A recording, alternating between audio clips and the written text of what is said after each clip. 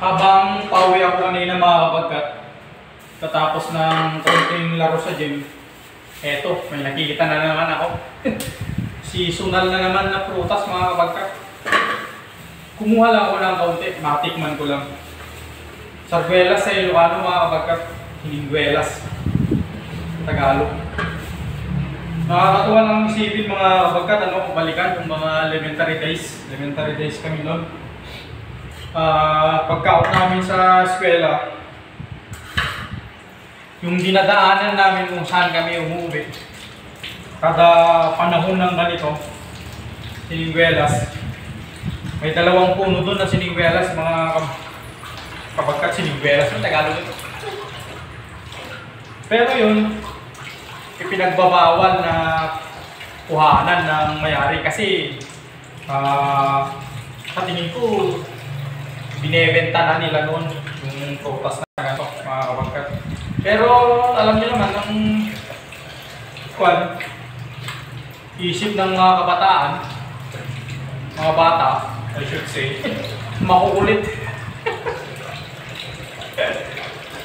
May taga-look out kami noon mga kapagkat para lang makakuha kami ng ganun. May taga-pulot sa baba. May taga-akyat, may taga-look out. So nakakatuwa lang mga kapagkat na balikan yung mga ganung araw. Tikman natin mga kapagkat. Asin lang ang ilalagay natin dito mga kapagkat. Para lang matikman natin. Asin lang.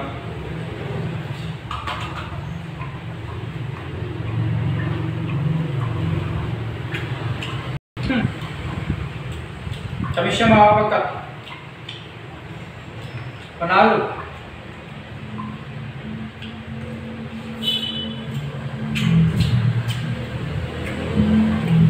Sarap.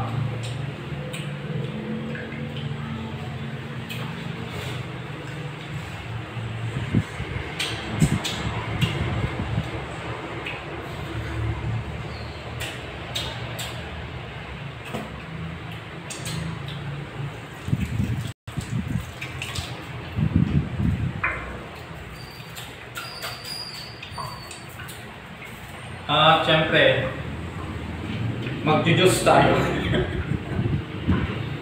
Pero hindi magandang partner to kapagkat sa trip ko lang. Mainit kasi, palamig tayo.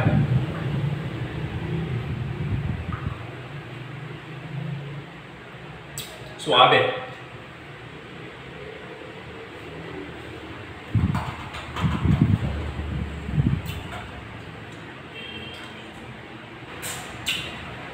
Imas kapagkat.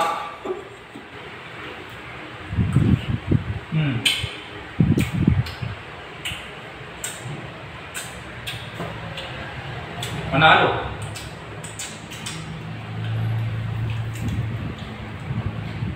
Panahon na rin ba mga kapagkat ng ganitong prutas dyan sa inyo? Siyempre. Tinatanong ko ba?